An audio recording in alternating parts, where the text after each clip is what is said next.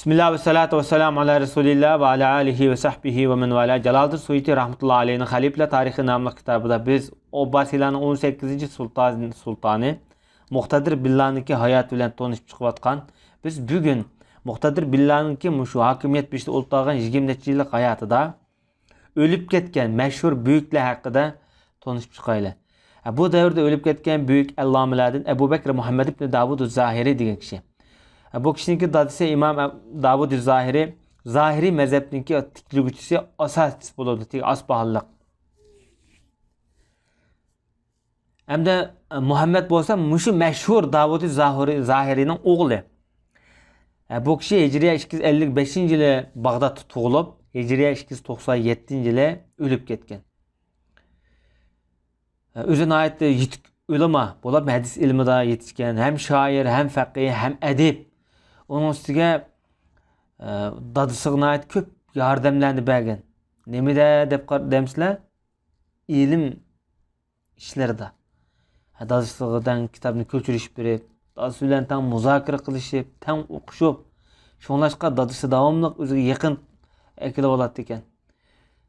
Hem dadısının mezhepini canlandırgan, terildirgen adam. Özü hem müstakil bir fikir egisi, ictihat egisi. Bu ulemanın balısının özüge okşaş bir ulema bulup yetişip çıkmakı yaman tez. Yaman tez. Özünün balısını öz oktanmaydı. Şuna bir qari boğa adam özünün balısını öz qari kılanmaydı. Yaman tez. Mümkün emas. Yani bu dadısı bilen tam maslaship, hem nefes, hem dost bulup bir kitapını yazışıp, tam mutala kılışıp, tam muzakir kılışıp, ictihat bizden fikirlerini oturup koyup kılmakı bu yaman ters iş. Bu Muhammed ibn Davud şu devirde ait ahlakı esil, tiline ait ötkir, hem pakiz. Onun için din diyanetine ait güçlük boğan, hem kamlaşkan adam idi. Kişilerine ait söyümlük 7 yaş vaxtıda Kur'an'ı yadlap boğan. 10 yaş vaxtıda şu vaxtıdaki hadis alımlarının tercümalını edebiyat, şeriyette yetilgen. Bu adamdaki sorunu da tözdek adamla kitap yazışıp turat dedi. Digen gepini yazıp hatırlap madağın gepte. Bu yaman şu devirlerde yaman çoğun gep. O Bağdat degen bütkül İslam dünyasının payitaxtı. Üyege mındarak adamını jığılıp qas birdemle tep çıkırıyordu da. Desmisine ait küçük adam bulmuş tez. İmam Zahibi rahmetullahi aleyh bu adamı baha bergen vaxtıda nurgun pelleni yaxşı biladigan yitik ulema Allame. Bu da barmaq sanılığında bunun zekilikini maqal temsil qığın oğudak adam bu dedi. Dehşet zerekken de. Bu adamdaki şu edebiyat, şeriyet hakkında kitapları yazılgan, miras hakkında yazılan kitapları var. Özünün dadısını ustad tutup, dadısının namıdan nurgun hadislerini bayan kılıp ötken. Bu adam Hicriye 297 yıl ölüp ketken vaxtıda bir kısım adamlar bu adamdaki şu taziyeye oturup köp mersiyelerini okup Muhammed ibn Davud'un tilini yegen tupraqqa va isit degan.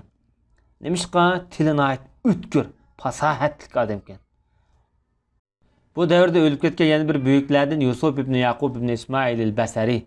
Şu devrindeki dağınık qazisi Hicriye 208 yıl doğulup Hicriye 297 yıl ölüp ketken. Yani miladiye 9-10 yılı doğru kıldı.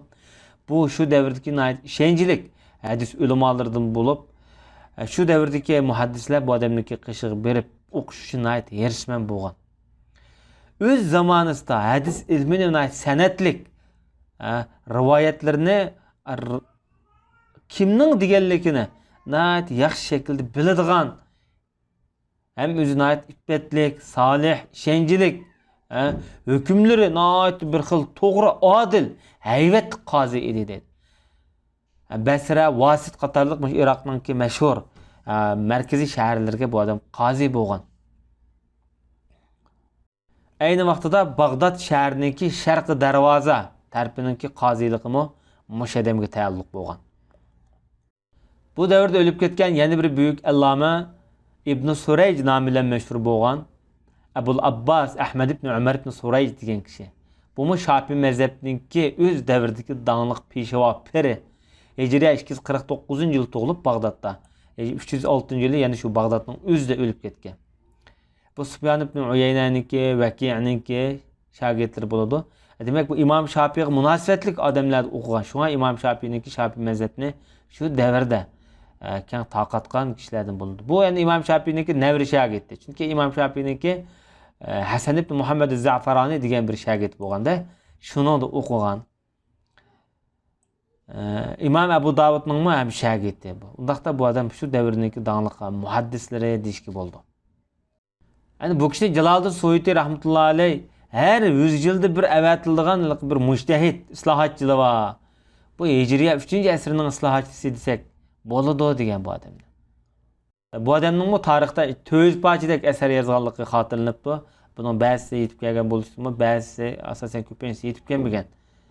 Lekin bu odamning fikri, nazariyalari hozirgi shu Turasi an'anaviy islomiy kitoblarda mavjud. Yani bu davrdagi mashhur o'lib ketgan buyuklardan Junayd Bag'dodiy Hijriye 215-yilda tug'ilib, Hijriye 298-yilda o'lib ketgan. Bu kishi o'zi ahli sunniy vel jamoa firqasidagi ulamo bo'lsa-mu, lekin shu davrdagi sofizm ta'limotiniki asoschilari, büyük pir yutuqlardan bo'ladi shu davrda. Bu odam mana tasavvuf qalbi bilan, faqihning aqli bilan yashagan odam.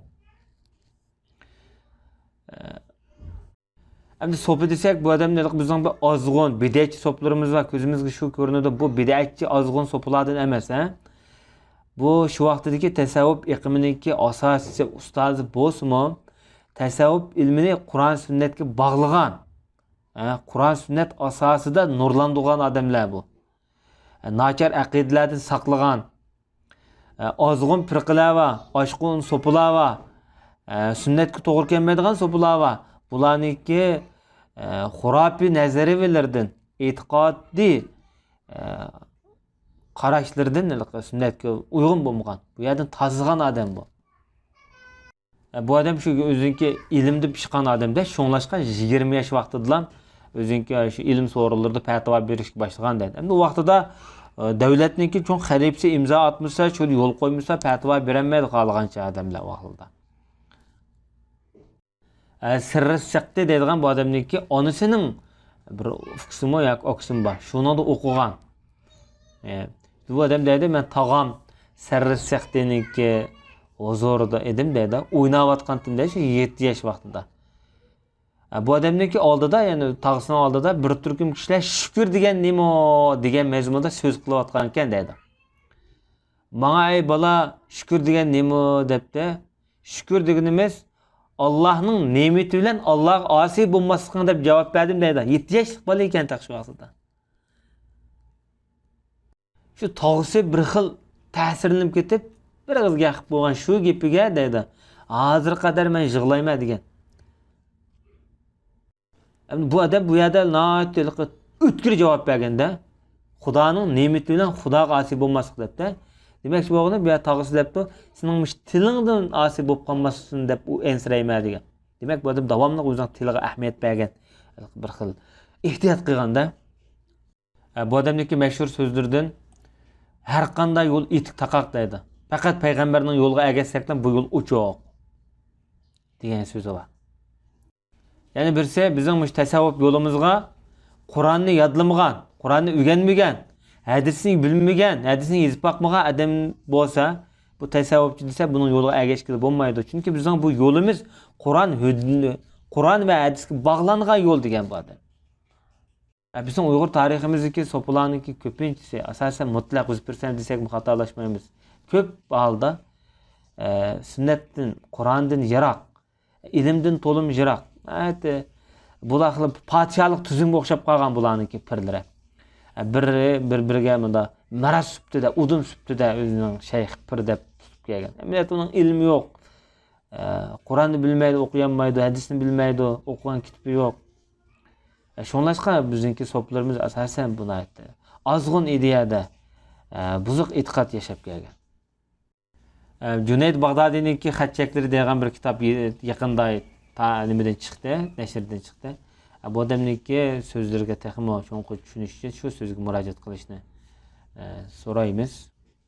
Bu odamniki qabrsi, men o'sha odamniki nomida Iroqda cho'ng bir jami va qabristonlik va Shayx Junayd Bag'dodiyniki qabrsi.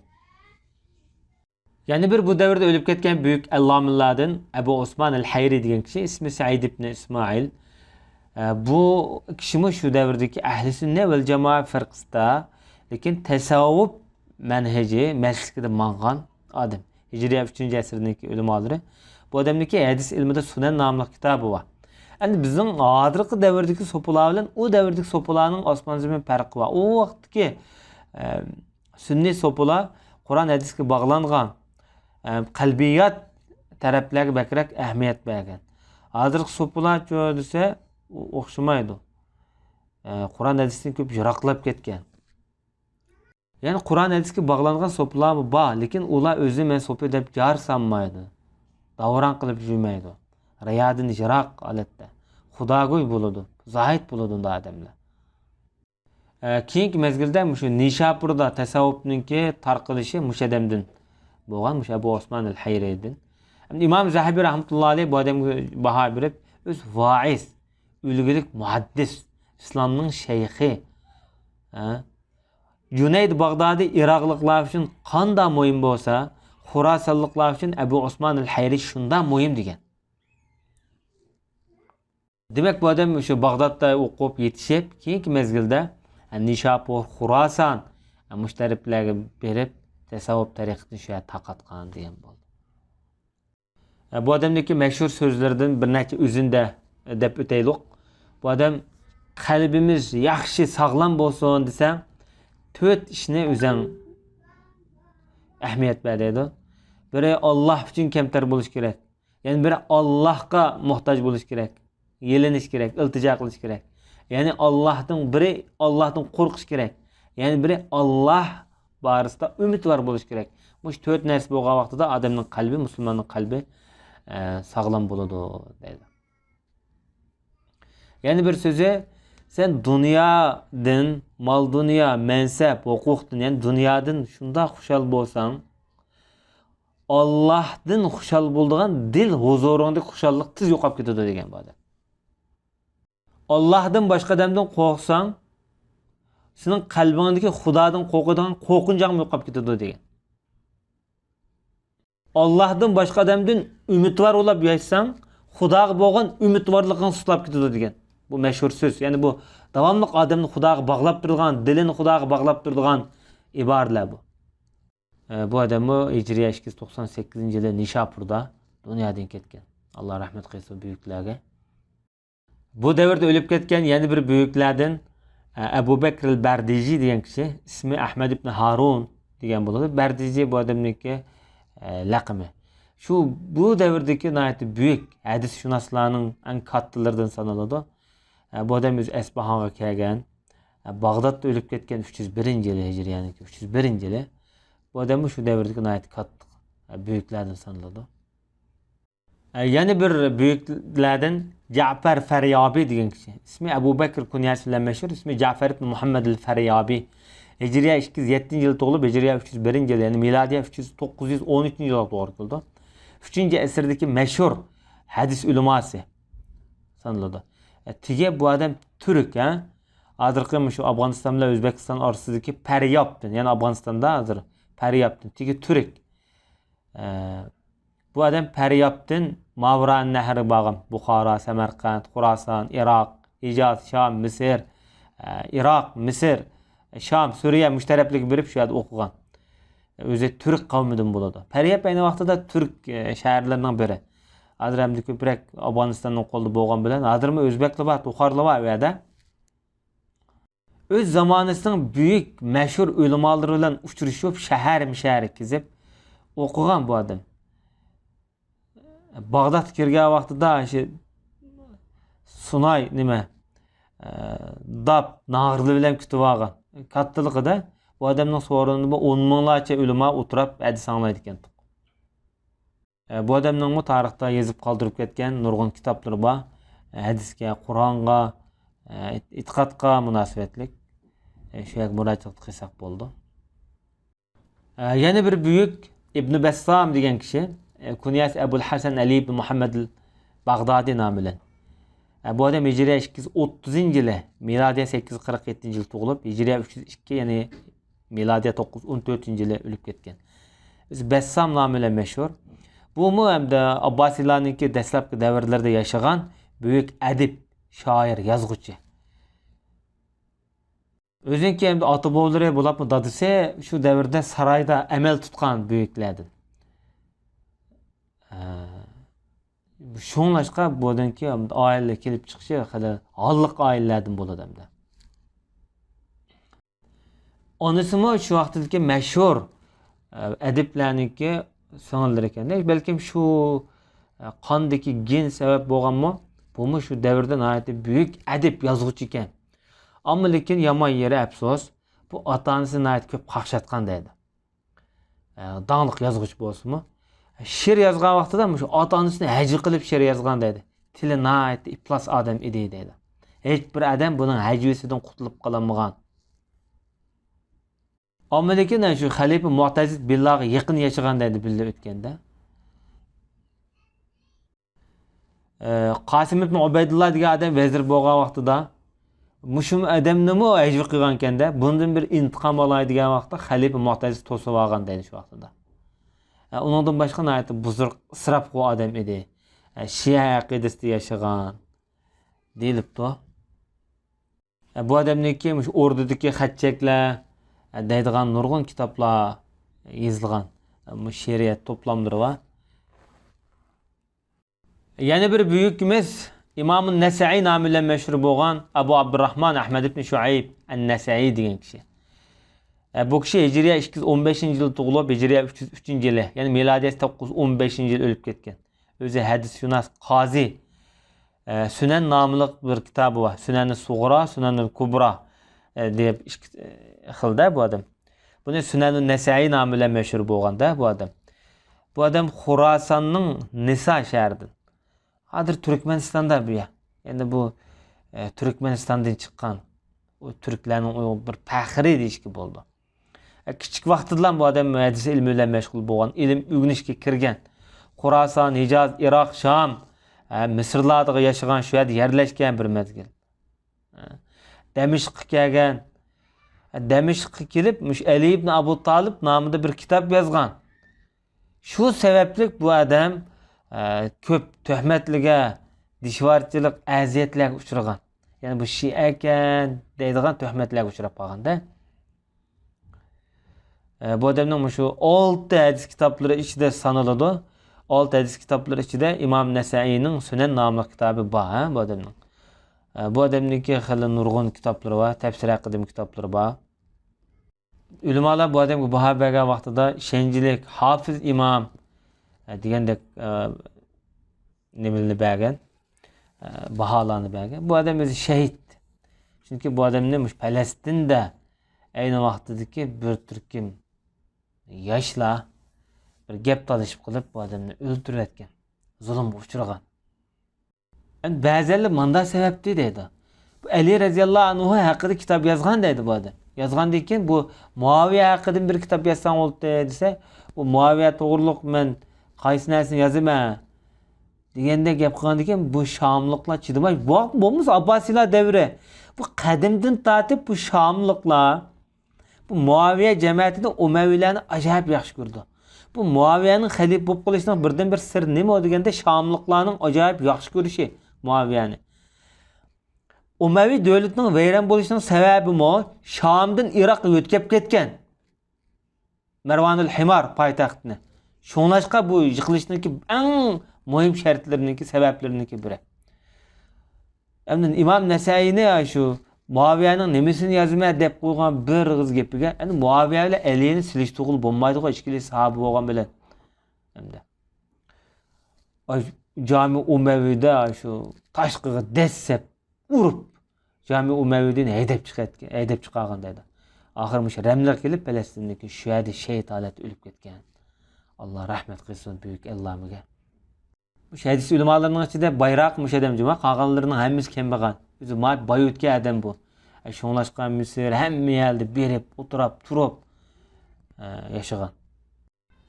Bu davrda ölüp ketken yana bir büyüklerden Hasan ibn Sufyan degan kishi, o'zi bu kishimi Xorasonniki Nisadan, İmam Nasai'niki Jutudan. Hijriya 210 yıl tug'ilib, Hijriya 303 yıl ölüp ketken. Şu davrdagi shenjilik hadis ulamolardan. Bu adamniki Erba'in namlı kitapları var. Andan Musnad-ı Kabir namlı kitapları var hadis ilmida. Özü İmam Nasai'den çoğunraqken, ama İmam Nasai bilan bir yilda ölüp ketken bo'lan. Bu adamı o'zini aytib faqih, adib ulamolarniki. O'z zamonidagi tuhfkor ulamolar sanaladi. Bu İmam Ahmed bin Hanbal o'qigan ekanda, İmam Ahmed bu adamniki ustozi bo'ladi ondan boshqa. Bu adamning ustozlari bir-biridan ko'pkan, shogirdlari undan ko'p.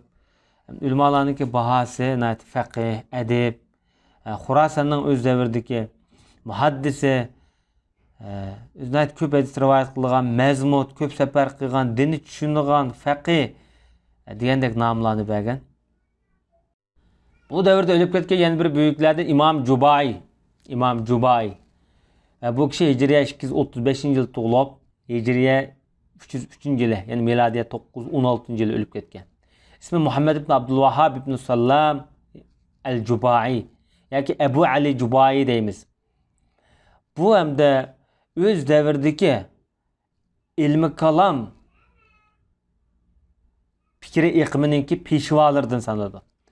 Bu Mu'tazili firqasi ichidagi eng mashhur ulamo ayni davrda. Bu Mu'tazili firqasining ichida Jubayya fikri iqimini paydo qilgan odam bu. Bu odam Xuzistonda tug'ilib, Xuziston hozir Afg'onistondamiki, Basrada o'lib ketgan. Bu shu islom falsafalari ichida ilmi kalam yo'llariga yozilgan, yoki ilmi kalam fikri ideyasi yozilgan kitoblarga murojaat qilsak, ko'pincha İmam Jubayniki nazariyasi bilan tanishimiz. Usul fiqh nomli bir islom falsafasi var. Buni Yusuf Qarzavi islom falsafasi deyishga, shu usul fiqhni deyishga bo'ldi degan. Haqiqiy islom falsafasi bu shu. Chunki islom fiqh aql iqimniki yildizi, asosi o'li bo'ldi usul fiqh.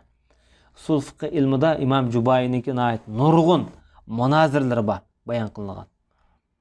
Bu zat o'zi shu Basraga kelib, Basrada shu ilmi kalamchilarningki so'rinlarda yurib, o'zining bu tabiiy talanti bo'lg'achqa, munozir ilmidan talanti yuksakda, keyin yetishib Basrada Mu'tazilaninki shu barmoqda bir deb sanalg'idek bir peshvosiga aylangan, firqa aylangan. Shunda bo'lish bilan birga bu odam taqvo, zohid bunday o'tganda hem faqih. Bu İmam Jubayniki yozgan tarixdagi yozgan asarlar ichida 150 ming parcha varaqda bir narsa yozib ekanda, bet. Shuning hamma 150 ming parcha oz gap emas. Uning nurg'un shogirdlari bo'lganda, bu shogirdlar ratlab chiqqan shu vaqtda, ayni vaqtida. Hamda Mu'tazila aqidasi, fikri iqimi İslamiyatda nurg'un gullanishlarni barpo qilgan bo'lsa-mu, bu o'zlam gullanish paydo qilmaydi. Mu'tazili iqimi shu vaqtda jonlangandan keyin buning qarta atrofdagi kishilarning aqlini g'idiqlaydi. Bu orqali nurg'un ilmiy bayqashlar o'tirib kelib chiqadi. Lekin Mu'tazili firqasi aqidasi azg'un aqida deb sanalgan. Ahli sunniy vel jamoa firqasi aqidasida. Chunki bularniki eng mashhur so'zlardan bo'lib İmam Jubai tahqiqlab yakunlaganda, har qanday mayli yaxshilik, yomonlik bo'lsin, buni Xudoga nisbat berishga bo'lmaydi. Bu jihatda odam o'z erkinlik egalladigan nazariyani ko'tarib chiqqan bu odam. Yaxshilikni qilish, yomonlikni qilish Xudo bilan qattiq bog'lanishlik yo'q. Bu insonning o'zining qudrat ilkilik ishlar deb qaragan. Yani bunu yaxshilik, yomonlikni inson aql bilan qilishdan burun aqli idrok bilan buni bilgil bo'ldi, bilavag'il bo'ldi. Demak, bu insonning buningda xos mustaqil bir iroda ekanligi chiqib turdi. Xudo bilan munosabati yo'q deb qaragan. Mu'tazila iqimniki yana bir ig'ir nazariyalardan kabir gunoh qilgan odam bu imonga berilgan savobni nobud qiladi deb qaragan. Şoňlaşqa kabir gunoh qilganlar qiyomatda bo'la davzaxiy abadiy bo'lib ketadi deb qaraganda bu ahli sunna vel jamoat firqasiga zid bo'lgan qarash. Bu odamning dongli shogirdlaridan Abu Hashim al-Jubai, Abul Hasan al-Ash'ari. Abul Hasan Ash'ari İmam Jubayiniki shogirdi bo'ldi. Bular endi Qur'onning maxluqmi, maxluq emasmi degan masalasida talash tortish qilib ustoz shogird orasida. Abul Hasan Ash'ari Mu'tazili aqidasidan chiqatgan. Chunki Mu'tazili aqidasida Qur'onni maxluq degan nazariya bor. Bu Abul Hasan Ash'ariyni qoyil qilmagan bu masala. Tarixda Abul Hasan Ash'ari bilan İmam Jubayniki nurg'un munodirlar bor. Buni tadqiq qilishga arziydi. Ammo bundaq munodirlarga sal beshiniki dadavara qadam bunday masalalarga kirmagan yaxshi. Bu davrda o'lib ketgan yana bir buyuklardi Yamut ibn Muzarri degan kishi. O'zining ismi Muhammad, kunyasi Abu Bakr nomi bilan. Bu odamniki tug'ilgan vaqti aniq emas, ammo o'lib ketgan vaqti Hijriya 304, milodiya 916-yil to'g'ri keldi. O'zi ham shoir, ham adib, hem hadis rivayet kıldıgan ravi, muhaddis, hem tarihçi buludu bu adam. Bu dağınık meşhur edip Cahiz'ninki sanlısının balası. Bu adamın ismi Yemutken, neymiş ka diyende çoğun dadısının ismi Yemutken de aynı vaxtıda.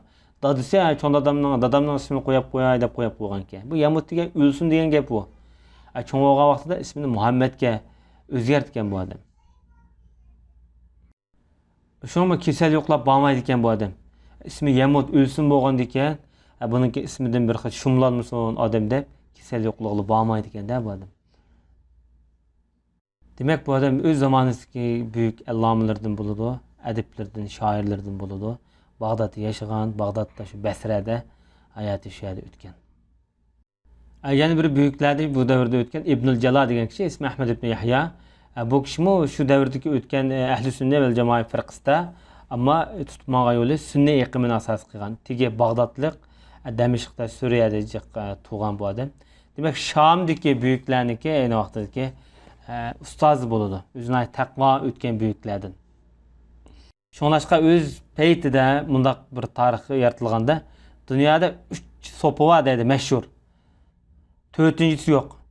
Bu üçünden biri Cüneyd Bağdadi Bağdat'ta, Ebu Osman el-Hayri Nişapur'da, Ebu Abdullah ibn Cala Şam'da.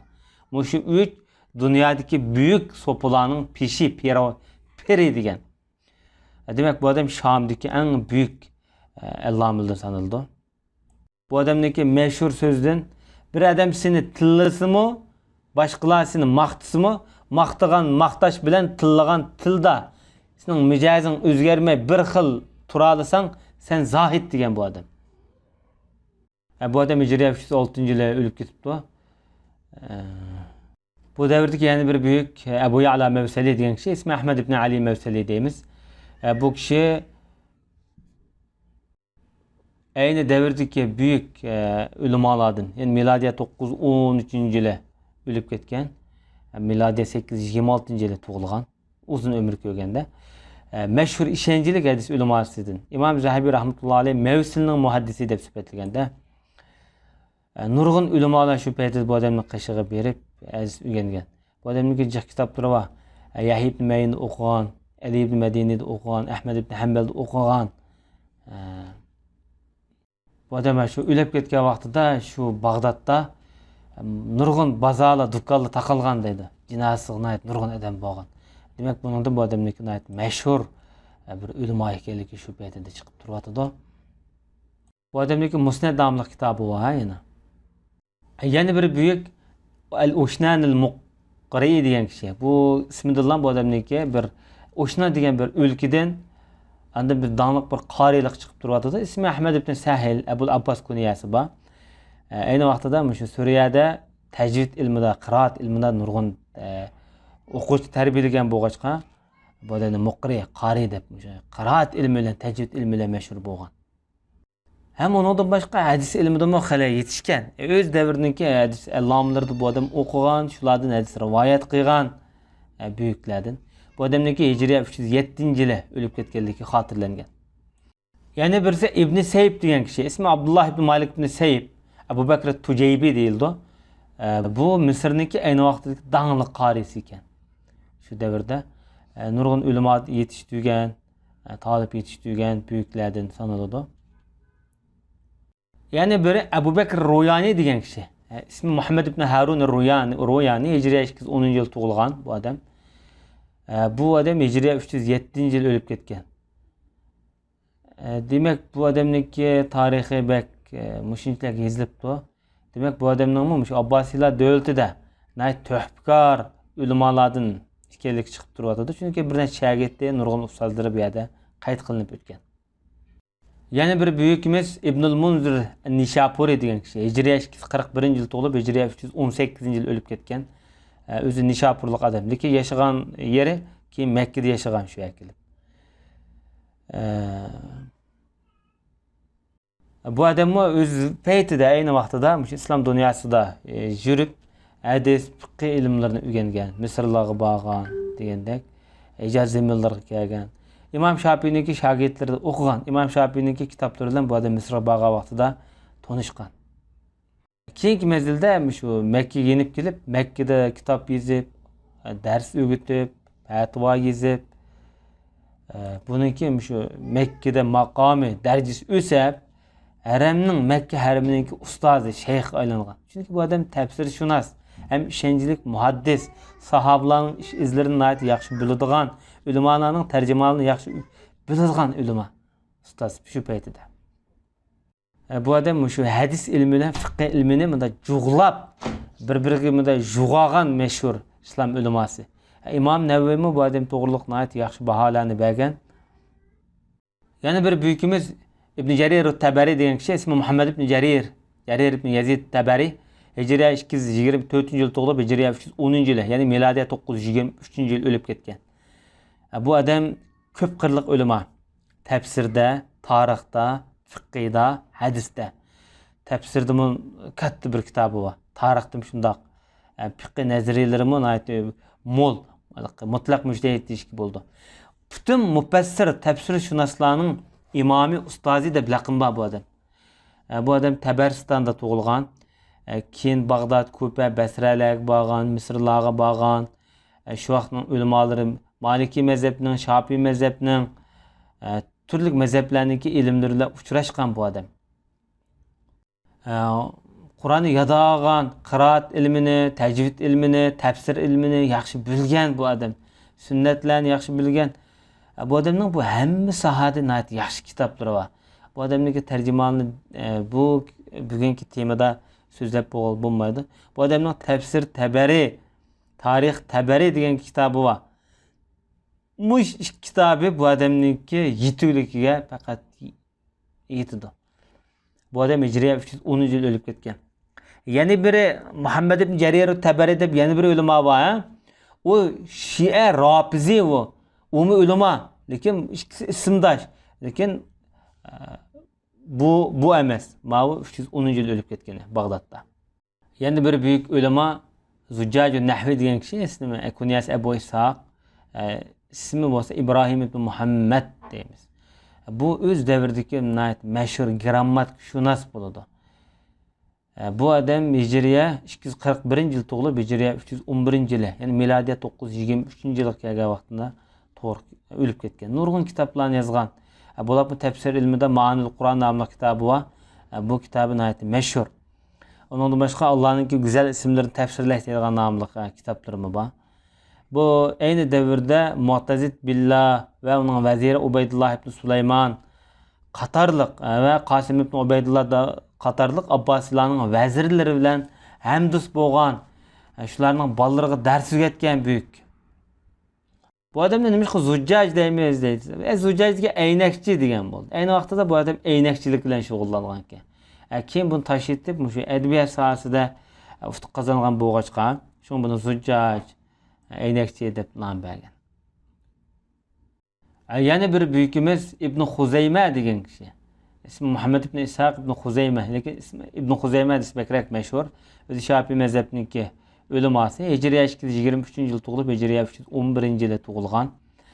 İslamning shayxi, faqih, hujjatli ulamo, imomlarning imomi, ustozlarning ustozi degandek nom bor.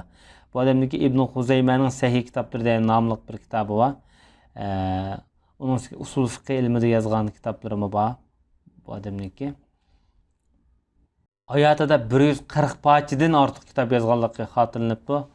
Bu adamın edebiyat sahasida bolsun, hadis sahasida bolsun, fiqh sahasida bolsun, aqida sahasida bolsun, nurg'un kitapları var.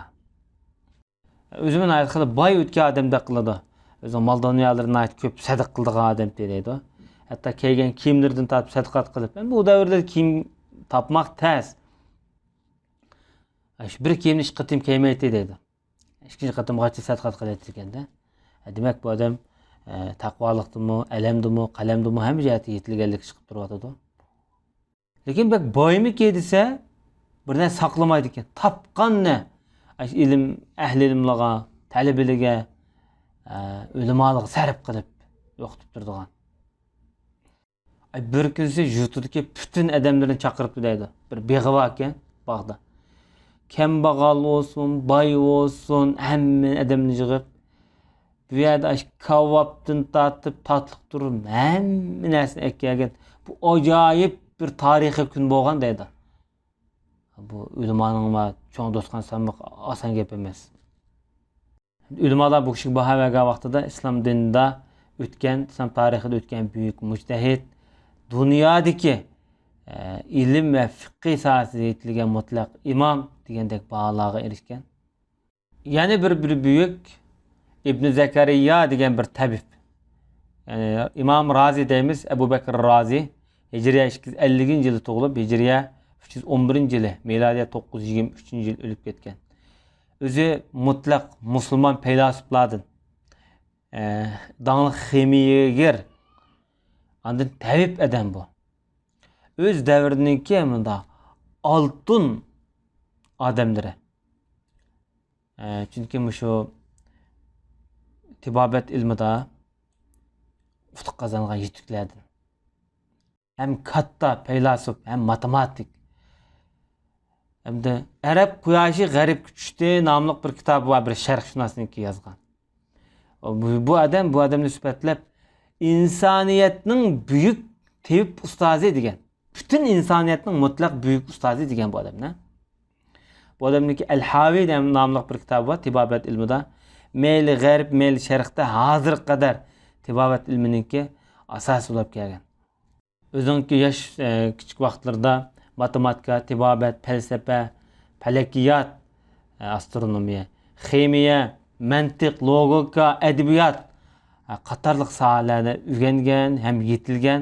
İmam Razi rahmetullohi alayh o'zi bir doktorxona sog'am ayni paytda. Nurg'un shaharlarga berib, kezib ilm o'rgangan. Bu adamdaki müştibabet doğruluk, doğrula doğruluk yazgan kitapları var. Andın bu adam şu peytide operasiya jip icad qilgan, tunji qatim operasiya jip icad qilgan. Anda operasiya yaralarını davolaydigan malham icad qilgan. Undan başqa hozirgi mana kapsullik dorilar haqida kitap yazgan bu adam. 200 parchada kitobi var. Bu adamdaki hayatı, şu adamlar ko'p o'ltiraqlashgan shaharlarda bir doktorxona silish nişanı bakende şunlarga köplep o'quvchi yetiştirish uchun tamshalgan. O'zim Xurosanning bir sara shu paytlarda u yerdan ko'chib Bag'dodga kelib shu yerda yashagan odam ko'p o'rinlarda kasal davolaydigan, doktor tarbiyalaydigan mush ishlar bilan shug'ullangan. Bu adamniki bir güzel qilmishlardan go'shtni u yerga tashlab qo'ydi ekanda doktorxona solmoqchi bo'lsa. Qayaning go'shi eng oxirida sesib chirsa, shu yerga doktorxona soldi ekan. Sabab nima bo'lsa, yardolarning yarsi shu yerda saqiydi deb. O davrda yaşagan yana bir büyüklerden Ahbeşul Asgar nomi bilan mashhur bo'lgan, ya'ni kichik Ahbeş degan bo'ldi. Cho'ng Ahbeş, kichik Ahbeş deb kichik Ahbeş borda. Bu adamniki ismi Ali ibn Sulaymon Abul Muhasin deymiz. Ahbeş deb atalgan. Bu adam Hicriye 235-yıl tug'ilib, Hicriye 315-yılı, yani miladiye 927-yıl tug'ilgan. Bu mu Bağdatlık bir grammatikşunas. Baştaki Ahbeş mi? İşte katta bir büyük bir grammatikşunas hem de. Arap til şunaslıqı, Arap til grammatikası da hali o'rnava tarixdagi buyuklarniki biri bo'ladi hamda. Xuddi bizning Mahmud Qashqariyga o'xshash o'lim oladi. Bu adam Misrda 10 yildak tug'an dedi. keyin Halepga chiqdi, Bag'dodga kelib, shu Bag'dodda o'zing kitob yozib hayotini oxirlashtirgan. Bu Imom Sibaviyniki kitobiga sharh yozgan bu odam. Yana bir büyük Bunanul Hammal degan adam. Bunan ibn Muhammad kunyasi Abul Hasan nomi bilan mashhur. Bu kishi ahli sunna vel jamoa firqasidagi donglik büyük ulamo bo'lish bilan birga Hijriya 4-asrdagi sunniy iqimining shu sunnatga muvofiq holatdagi tasavvuf buyuklaridan, peshvolardan sanaladi. Bu odamniki nurg'un ish izlari tarixda bayon qilinib o'tgan. Jumladan Imom Zahabiy rahmatullohi alayhi bu kishiga baho berib, zohid muhaddis, islomning shayxi qilgan ibodatlari odamga tamsil bo'lg'idek, misol tillarda daston bo'ldigan odamlar degan. Tegi vasitlik Misrda tug'an, Misrda o'lib ketgan. Hijriya 310-yili. Junayd Bag'dodiy bilan uzun yil birga yurgan. Junayd Bag'dodiy, bayatın biz Abul Husayn Nuri deymiz. Mushular bu odamga yaran, do'st bo'lgan. Ham do'st bo'lganlar.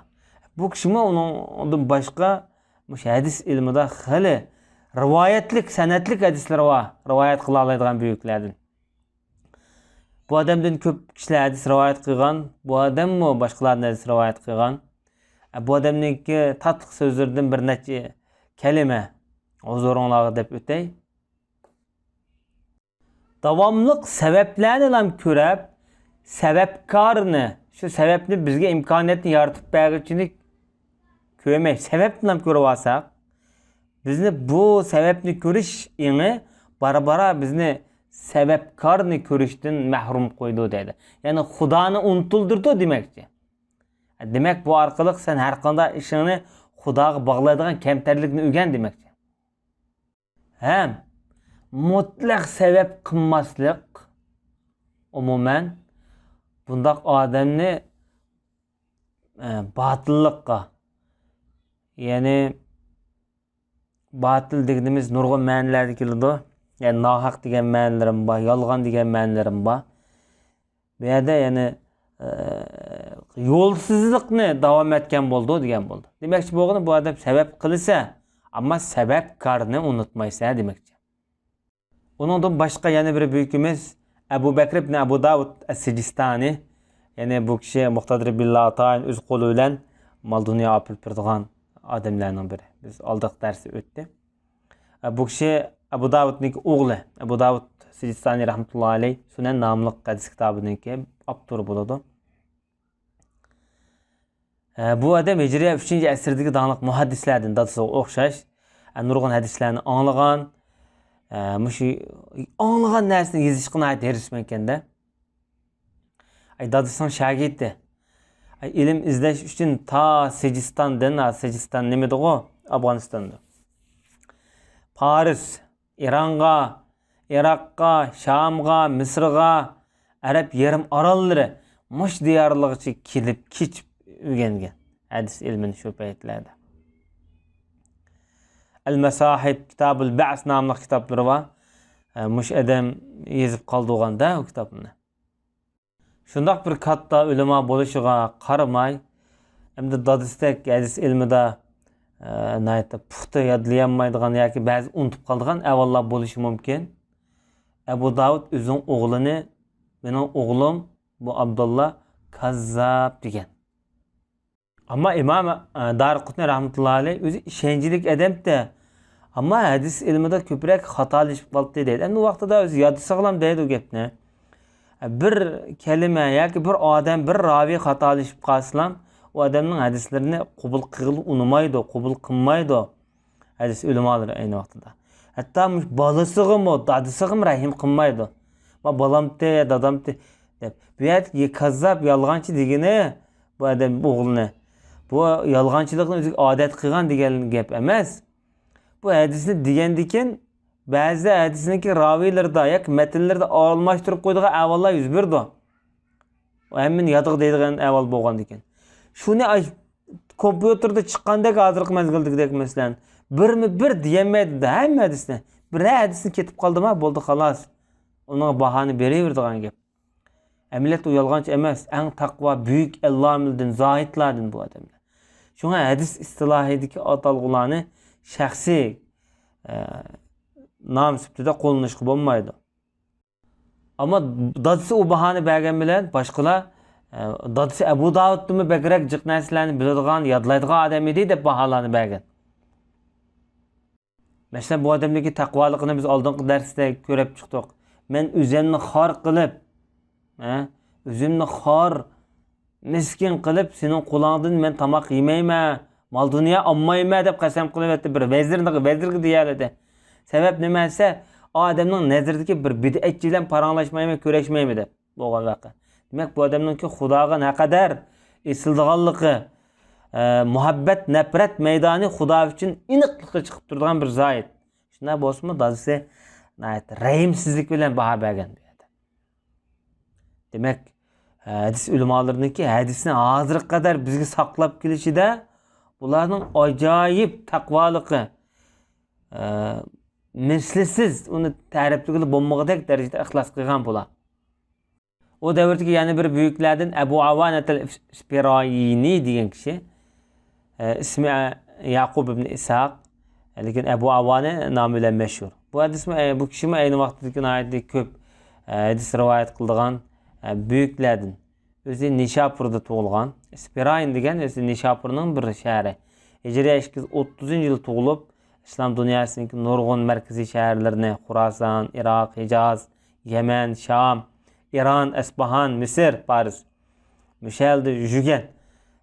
Yurishda ular ilm o'rganadi. Har bir yutqib olganda 5-6 oy, 1 yil turib, shularda hadis o'rganib, yezib, xotirlab, yana bir yutqib bordi. Hadis ilmini mushta to'plagan bo'lar. Bu kishiniki ustozlari nihoyatda ko'p. İmam Ahmed'in oğlu Abdullah'da okuyan, Salih de bir oğlu okuyan, İmam Ahmed'in iki oğlu muhaddis boğan.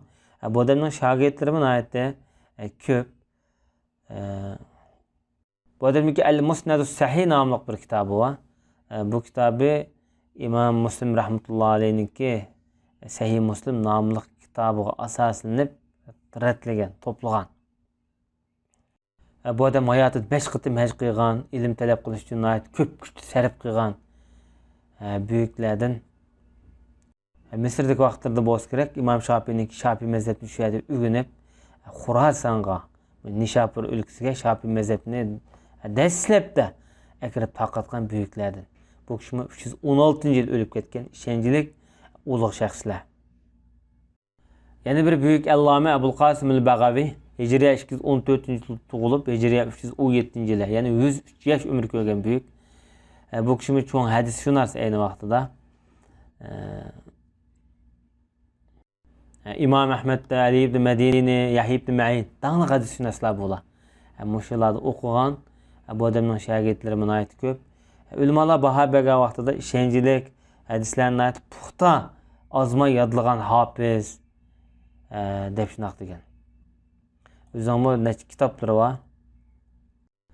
Bu adamniki bir mijozi az gap qildi ekanda hadis to'g'riliq. Ammo gapib qolsa, shu yog'ochga mix urgandek gap qildigan, to'liq, gapi o'tkir odam ekan.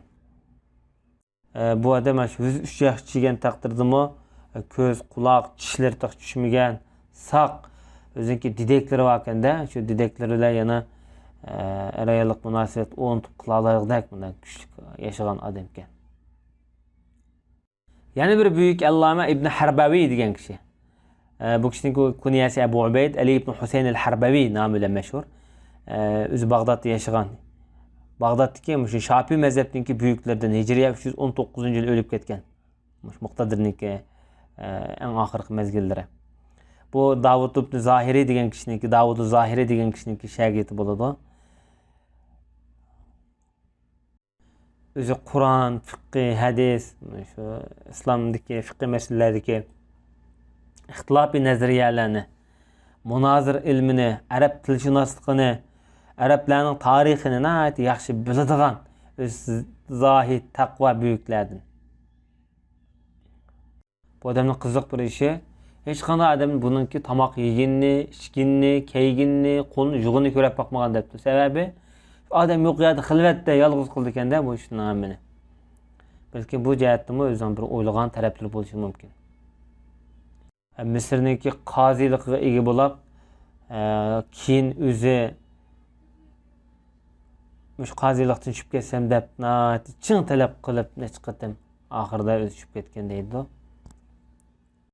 Yana bir büyük Abul Qasim el-Ka'bi degan kishi, Abdullah ibn Ahmad ismi bilan mashhur. Hijriya 273-yil tug'ilib, Hijriya 319-yil o'lib ketgan. Ya'ni milodiya 931 to'g'ri keldi. Bu adam Mu'tazila firqasidagi büyük Bag'doddagi. Hatta Abi Ali Jubayninki tangtuşlardan bo'ladi. Shu ilm kalam masalasida nayt nurg'un kitoblarni yozgan. Mu'tazila firqasidagi dağınıq uleması Ebul Husayn el-Hayyat degan kishida o'qigan. Bag'dod uzun melgiz yurib, shu kitoblar shu Bag'dodda ko'p taqilgan. Keyin Afg'onistonga balagh ketgan. Bizda shu Mu'tazila aqidasi, Ashari aqidasiniki ma'lum bir iznalarining bo'lish sababi nima deganda, shu Bag'doddan mushta Bag'an, Xurosonga Bag'an mushta kishilar Xurosondan bizga kirmak oson. Ayni vaqtida u Qashqar bilan Balaxning oraliqi degan bir 400 kilometr yo'l. Urumchiga bir po'g'cha Afg'onistonniki Balax bir bo'lgan paytlar. Yaqin munosabat, madaniyat almashtirishlarni tiz bo'lgan vaqtida chegara Uyg'urga ochiq, Uyg'ur o'zi mustaqil bo'lgan paytlarda. Bu odamniki mashhur so'zlardan Xudoninki hamma ishlari irodasiz, ya'ni Xudoning irodasi bo'lmaydi. Allah bir narsa iroda qilib bo'lmaydi, shu tabiiy holatda avtomatik ashta bo'ladi degan so'zni qilgan. Bu so'z amaliyotda Qur'on hadisniki aniq kelgan dalillarga, so'zlarga nayt xilof. Chunki Alloh Qur'oni Karimda xolig'ini qiladi degan iroda qilish haqidagi nayt nurg'un aniq mazmunlar bor bu vaqtda. Yana bir büyük Abu Umar al-Qazi degan kishi, bu kishi Bag'doddagi qozilarning qozisi degan nomga erishgan. Büyük ulama 243-yili tug'ilgan. O'zi tarixda o'tgan aql, idrok, muloyimlik, zakiylik, kengqo'sallikda tangdish yo'q deb sifatlangan bu jihatda. Bu odamning gavdalik xarakter mijozlaridan sehi mard, andan dunyo ishlari zoid o'tgan, muomilasi yiqishliq. Bu odamning dadisimi burun qozilik mansabida o'tgan ekan. Bu o'g'limi qozi bo'lgan. Qozi bo'lgan odam zaki, o'zi taqvo, mol dunyoga och odam qattiq qozi bo'lsa bo'lmaydi. Bu davlatni vayron qiladi. Mana mush odamga o'xshash qo'sqinayt kang, mardona, dunyoni yaxshi ko'rmaydigan, do'st tutmaydigan odam bo'lish kerak. Dunyoni yaxshi ko'rish, do'st tutish bu insonning tabiatida bor narsa, lekin Xudoning muhabbat g'olib kelgan vaqtida dünya ko'zga bir azimas narsaga aylandi. Bu odam undan boshqa yana daniq muhaddis sanaladi. Bu odamniki so'rinda o'tirib hadis anglaydigan odamlar nayati ko'p ekanligi xotirlangan.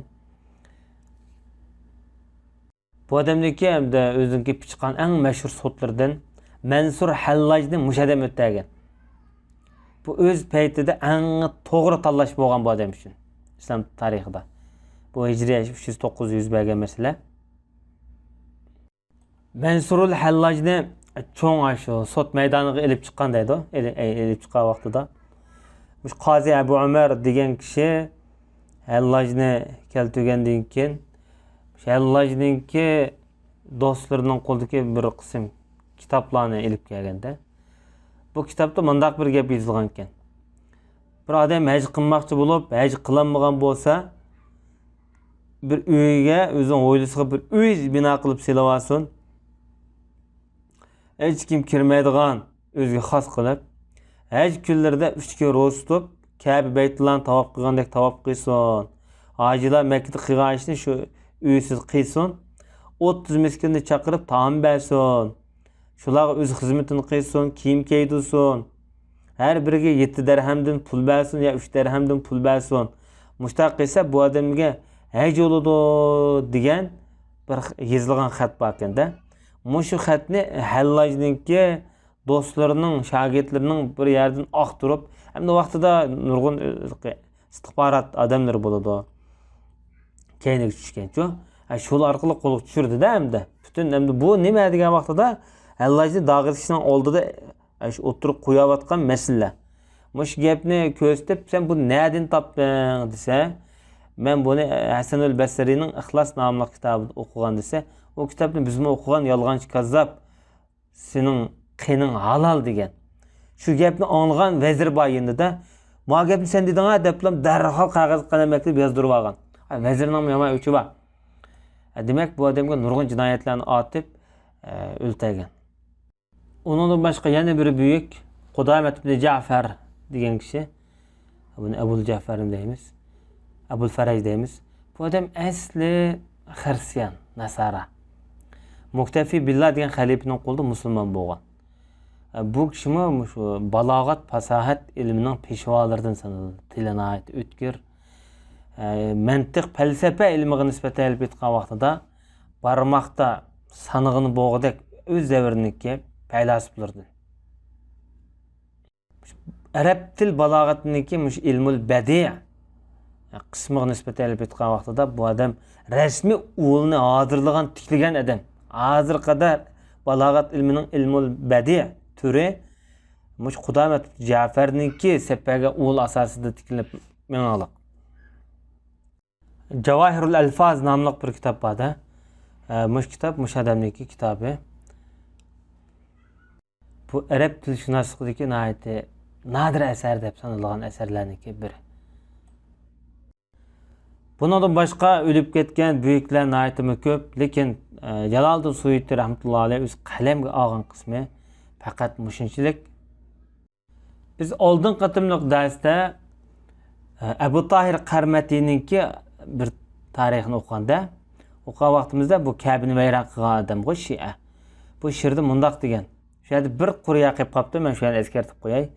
Nauzubillah, ana billah va billahi ana yaxluqul xalqa va ufnihim ana. Men Xudo bilan, Xudo men bilan, Xudo xalqni yaratdi, men yo'q dema degan she'r. Shu she'rning oyog'idan bir kalima bor.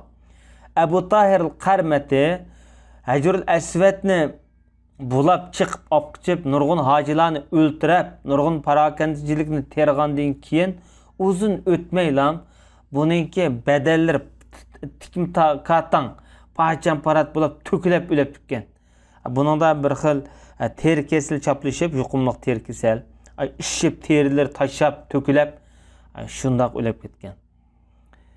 Demak, Alloh bilan qarshilashgan har qanday kafir aman bir kuni o'ziniki cho'qim dardini tatadi. Shuning bilan Abbosiylarning 18-sultoni Muqtadir Billahninki hayoti va bu davrda bo'lgan muhim voqealar shuning bilan oyoqlashdi. Biz inshaalloh 19-xalifaniki tarixini keyingi darsimizda o'tamiz. Va sallallohu ala nabiyina Muhammad va ala alihi va sahbihi ajma'in.